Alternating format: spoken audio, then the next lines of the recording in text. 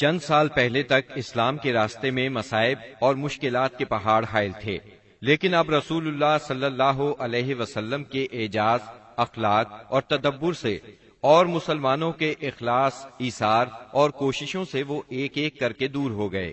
اب اسلام کی ترقی کی راہ میں بس دو ہی رکاوٹیں رہ گئی تھیں، ایک مکہ کے مشرک، دوسرے خیبر کے یہودی۔ مکے کے مشرکوں سے آپ یہ چاہتے تھے کہ وہ اسلام کی تحریک کو امن و امان سے آگے بڑھنے دیں، اور جو لوگ خوشی سے اسلام کے حلقے میں آنا چاہیں انہیں یہ موقع دیا جائے۔ مکہ معظمہ میں غریب اور کمزور مسلمان عورتوں، بچوں اور بے بس مسلمان مردوں کو جو نظر بند کر رکھا ہے انہیں مدینہ منورہ آنے دیا جائے۔ مسلمانوں کو مکہ آنے جانے اور خانہ کعبہ کے طواف اور حج کی آزادی مل جائے۔ دوسری طرف رسول اللہ صلی اللہ علیہ وسلم خیبر کے یہود سے صرف یہ چاہتے تھے کہ وہ اسلام کی طاقت کو تسلیم کر لیں۔ یہ دونوں رکاوٹیں اس سال کے دوران صلح حدیبیہ اور یہود کے مکمل خاتمے سے دور ہو گئیں۔ مہاجرین کو مکہ معظمہ چھوڑے قریباً 6 سال بیت چکے تھے۔ کچھ لوگ کعبے کی زیارت کو بہت ترس رہے تھے اور کچھ اپنے رشتہ داروں سے ملنے کے لیے بے چین تھے۔ دونوں جذبے فطری تھے۔ ہجرت کے مقدس فریضے نے اس فطری جذبے کو دبا دیا تھا۔ ہجرت کے 6 سال مدینہ منورہ میں رسول اللہ صلی اللہ علیہ وسلم کو خواب دکھلایا گیا کہ آپ اور آپ کے صحابہ امن کے ساتھ مسجد حرام میں داخل ہوئے۔ آپ نے خانہ کعبہ کی کنجی لی اور صحابہ کرام سمیت بیت اللہ کا طواف اور عمرہ کیا۔ پھر کچھ لوگوں نے سروں کو منڈوایا اور کچھ نے قصر کروایا۔ آپ نے صحابہ کرام رضی اللہ عنہم کو اس خواب کی اطلاع دی اور یہ بتلایا کہ آپ عمرہ ادا فرمائیں گے، لہذا صحابہ کرام بھی سفر کے لیے تیار ہو گئے۔ آپ نے مدینہ کے گرد و پیش کی آبادیوں میں بھی روانگی کا اعلان فرما دیا، لیکن انہوں نے چلنے میں دیر کر دی۔ رسول اللہ صلی اللہ علیہ وسلم پیر کے روز یکم ذی قعد 6 ہجری کو 1400 مہاجرین و انصار کے ساتھ مدینہ منورہ سے روانہ ہوئے اور اپنے ساتھ قربانی کے جانور بھی لیے تاکہ لوگ جان لیں کہ آپ جنگ کے لیے نہیں عمرے کے لیے جا رہے ہیں۔ ذوالحلیفہ پہنچ کر جانوروں کو قلادے پہنائے گئے، ان کی کوہانے چیر کر نشان بنایا اور عمرے کا احرام باندھا۔ نبی صلی اللہ علیہ وسلم نے سفر جاری رکھا۔ عسفان پہنچے تو آپ کو اطلاع دی گئی کہ قریش مسلمانوں کو بیت اللہ سے روکنے اور جنگ کرنے کا تہیہ کیے بیٹھے ہیں۔ انہوں نے ذی طوا میں پڑاؤ ڈال رکھا ہے اور خالد بن ولید کو 200 سواروں کے ساتھ عسفان کے قریب قراء الغمیم بھیج دیا ہے تاکہ وہ مکہ آنے والا راستہ بند رکھیں۔ نیز اپنی مدد کے لیے حلیف قبائل کو بھی جمع کر لیا ہے۔ اس پر رسول اللہ صلی اللہ علیہ وسلم نے صحابہ کرام سے مشورہ کیا کہ کیا کریں۔ یہ حلیف قبائل جو جمع ہوئے ہیں ان کے گھروں پر ہلہ بول دیں یا سیدھے بیت اللہ کا قصد کریں، اور جو روکے اس سے لڑے۔ سیدنا ابو بکر صدیق رضی اللہ عنہ نے کہا، ہم عمرہ کرنے آئے ہیں، لڑنے نہیں، لہذا جو ہمارے اور بیت اللہ کے درمیان رکاوٹ بنے گا ہم اس سے لڑیں گے۔ رسول اللہ صلی اللہ علیہ وسلم نے اس رائے کو پسند فرمایا۔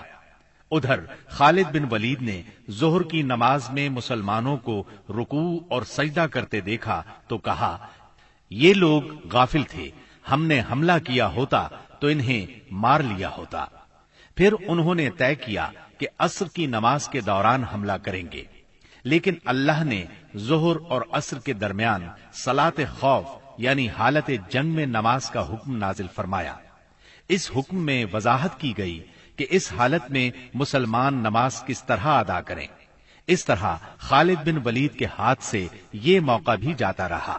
پھر رسول اللہ صلی اللہ علیہ وسلم نے اس راستے کو چھوڑ کر ایک دوسرا راستہ اختیار کیا اور مکے سے نیچے داہنے ہاتھ چل کر سنیت المرار پہنچ گئے، جہاں سے حدیبیہ میں اترتے ہیں۔ وہاں پہنچے تو آپ کی اونٹنی بیٹھ گئی۔ لوگوں نے اسے اٹھانے کی کوشش کی تو بھی نہ اٹھی۔ اب لوگوں نے کہا، قصوا اڑ گئی ہے۔ اس پر آپ نے فرمایا، قصوا اڑی نہیں اور نہ یہ اس کی عادت ہے، بلکہ اسے اس ہستی نے روک رکھا ہے جس نے ہاتھی کو روک دیا تھا۔ پھر آپ نے فرمایا، اللہ کی قسم، یہ لوگ مجھ سے کسی بھی ایسے معاملے کا مطالبہ نہیں کریں گے جس میں اللہ کی حرمتوں کی تعظیم کر رہے ہوں، مگر میں اسے ضرور تسلیم کر لوں گا۔ اس کے بعد آپ نے اونٹنی کو ڈانٹا تو وہ اچھل کر کھڑی ہو گئی۔ پھر آپ نے آگے بڑھ کر حدیبیہ میں پڑاؤ ڈالا۔ اس کے بعد بدیل بن ورقہ خزائی خزاعہ کی ایک جماعت کے ساتھ آیا۔ یہ لوگ رسول اللہ صلی اللہ علیہ وسلم کے خیر خواہ تھے۔ اس نے بتایا کہ قریش آپ سے جنگ کرنے اور آپ کو بیت اللہ سے روکنے کا تہیہ کیے بیٹھے ہیں۔ آپ نے اس سے فرمایا، ہم صرف عمرہ کرنے آئے ہیں، لڑائی کے لیے نہیں آئے، اور ہم صلح کے لیے تیار ہیں، لیکن اگر قریش نے لڑائی ہی پر اصرار کیا تو ہم اس وقت تک لڑتے رہیں گے جب تک کہ میرا سر تن سے جدا نہیں ہو جاتا یا اللہ کا حکم نافذ نہیں ہو جاتا۔ بدیل نے واپس پلٹ کر یہ بات قریش کو بتائی۔ انہوں نے مکرز بن حفص کو بھیجا۔ آپ نے اس سے بھی وہی بات کہی جو بدیل سے کہی تھی۔ اس کے بعد قریش نے حلیف قبائل کے سردار حلیس بن علقمہ کو بھیجا۔ جب وہ نمودار ہوئے تو رسول اللہ صلی اللہ علیہ وسلم نے فرمایا، یہ شخص ایسی قوم سے تعلق رکھتا ہے جو قربانی کے جانوروں کا بہت احترام کرتی ہے، لہذا جانوروں کو کھڑا کر دو۔ صحابہ کرام نے جانوروں کو کھڑا کر دیا اور خود بھی لبیک پکارتے ہوئے اس کا استقبال کیا۔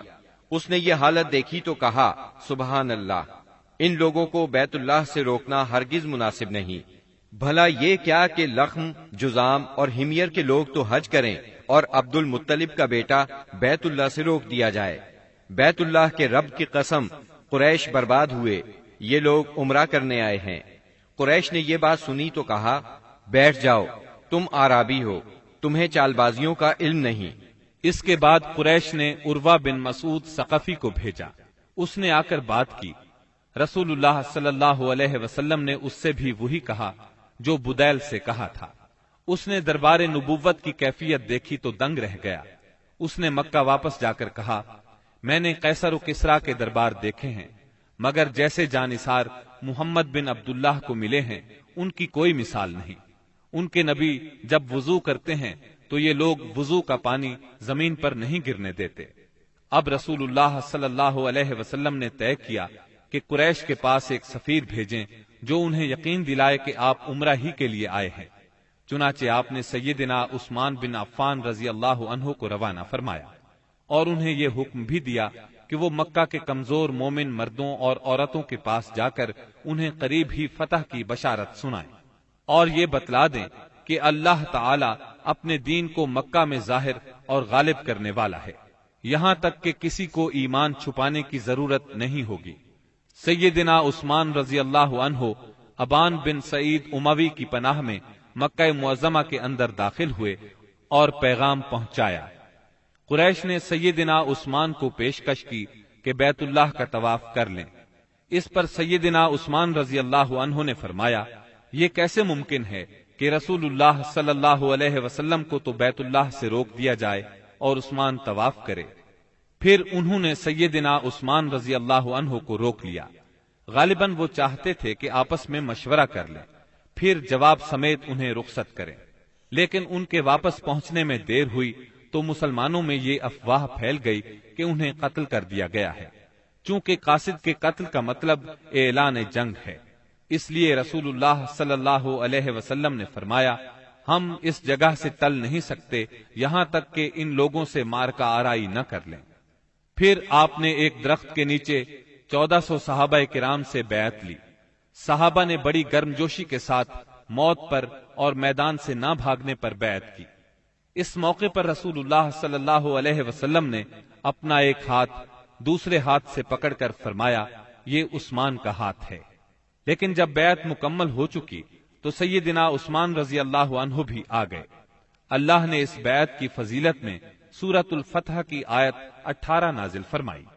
لقد رضي الله عن المؤمنين إذ يبايعونك تحت الشجرة یقیناً اللہ مومنین سے راضی ہوا جب وہ آپ سے درخت کے نیچے بیعت کر رہے تھے، اور یہیں سے اس کا نام بیعت رضوان مشہور ہوا۔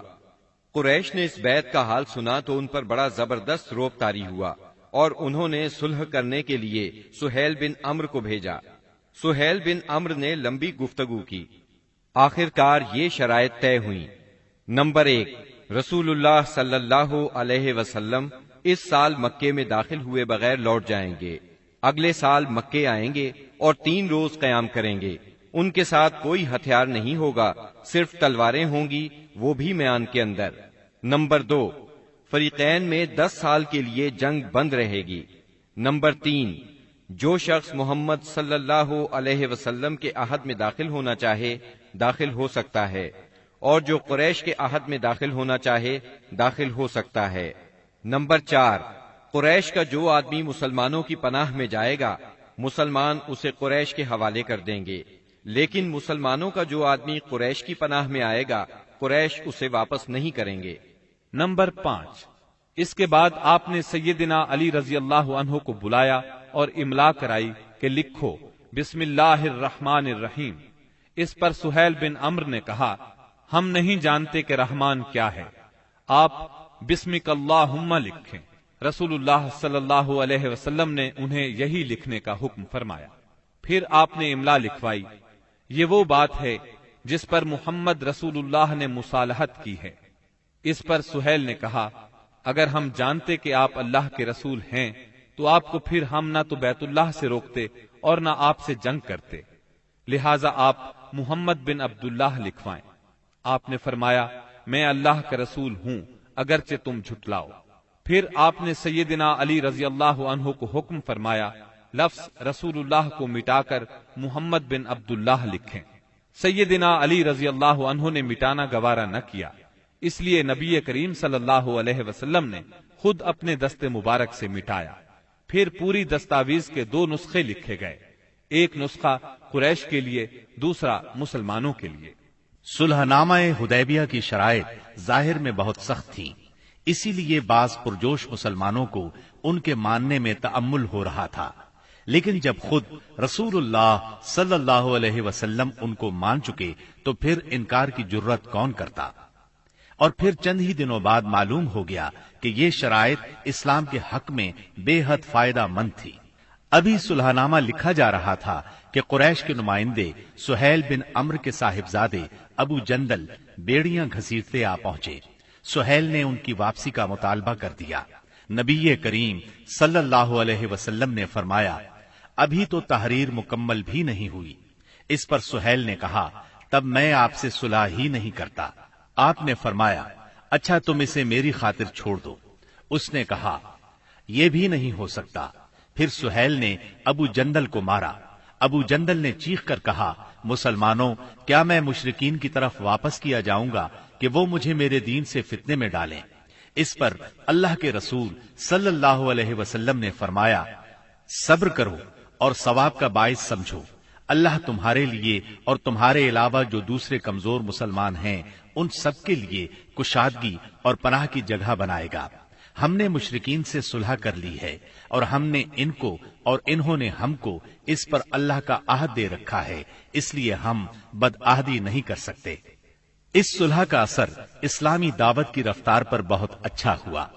عام عرب سے ملنے اور انہیں اللہ کی دعوت دینے کا موقع مسلمانوں کے ہاتھ لگا، چنانچہ لوگ بکثرت اسلام میں داخل ہوئے اور صرف 2 سال میں مسلمانوں کی تعداد اتنی ہو گئی کہ 19 برسوں میں نہیں ہوئی تھی۔ اکابرین قریش جو کہ قریش کا نچوڑ تھے یعنی عمرو بن عاص، خالد بن ولید اور عثمان بن طلحہ جیسے حضرات اپنی رغبت اور مرضی سے مسلمان ہونے کے لیے خدمت نبوی میں حاضر ہوئے، اسلام پر بیعت کی اور اس کے راستے میں جان، مال، صلاحیت، طاقت اور اپنا سب کچھ قربان کرنے کا معاہدہ کیا۔ تب آپ نے فرمایا مکہ نے اپنے جگر گوشوں کو ہمارے حوالے کر دیا۔